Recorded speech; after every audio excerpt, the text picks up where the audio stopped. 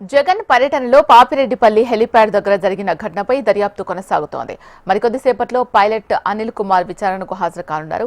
ఈ కేసులో ఇప్పటికే కో పైలట్ పోలీసుల ఎదుట హాజరై వివరణ ఇవ్వగా ఇవాళ పైలట్ ను ప్రశ్నించనున్నారు. ఇక ఇదే కేసులో నిన్న మాజీ ఎమ్మెల్యేను విచారించిన పోలీసులు తాజాగా మరో ముగ్గురికి నోటీసులు జారీ చేశారు. తోపుదుర్తి రాజశేఖర్ రెడ్డి, నరేందర్ రెడ్డి, బాల నాగిరెడ్డిలకు విచారణకు రావాల్సిందిగా నోటీసులో పేర్కొన్నారు.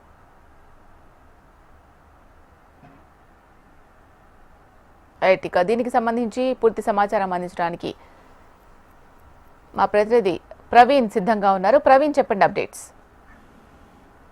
ఇలా ఈ రోజు ఏదైతే ఈ పాపిరెడ్డిపల్లి ఘటనో దానికి సంబంధించి ఈ పైలట్ అనిల్ కుమార్ ని రోజు విచారణకు పిలిచారు. అదేవిధంగా మరో నలుగురికి కూడా నోటీసులు జారీ చేయడం జరిగింది. మాజీ ఎమ్మెల్యే తొగ్గుర్తి ప్రకాష్ రెడ్డి సోదరుడు రాజశేఖర రెడ్డితో పాటు ఆయన అనుచరులు ఎవరైతే ఉన్నారో నరేందర్ రెడ్డి, అదేవిధంగా బాలనాగిరెడ్డిలకు నోటీసులు జారీ చేయడం జరిగింది. ఈ కేసుకు సంబంధించి వారిని కూడా విచారణకు రావాలని చెప్పి బిఎన్ఎస్ 35 కింద నోటీసులు జారీ చేశారు. వాళ్ళు విచారణకు హాజరు కావాలని కూడా చెప్పడం జరిగింది. అయితే ఈ రోజు పైలట్ అనిల్ కుమార్ ని విచారణకు రావాలని చెప్పి కూడా పోలీసులు నోటీసులు జారీ చేసింది. ఆయన అయితే ఆన్లైన్ లో హాజరవుతారని చెప్పినప్పుడు కూడా పోలీసులు నిరాకరించారు. ఈ రోజు రమ్మని చెప్పారు. అయితే ఈ రోజు స్థానిక పోలీసులకు వేరే విధులు ఉండడంతో ఈ రోజు అనిల్ కుమార్ హాజరు కూడా కొంత అనుమానంగా ఉందని చెప్పి పోలీసులు చెప్తున్నారు. ముఖ్యంగా ఎవరైతే ఇన్వెస్టిగేషన్ ఆఫీసర్ ఉన్నాడో శ్రీధర్, అతనికి ఈ రోజు ఇతర ఉద్యోగ బాధ్యతలు ఉండడంతో పుట్టపర్తికి వెళ్ళినట్టు కూడా సమాచారం. అయితే అనిల్ కుమార్ ఈ రోజు రావడానికి కూడా తెలుస్తుంది.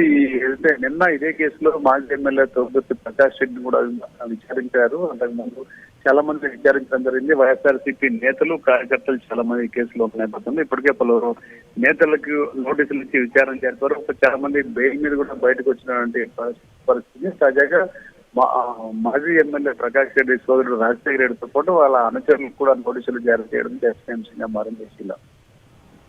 Right, thank you Praveen.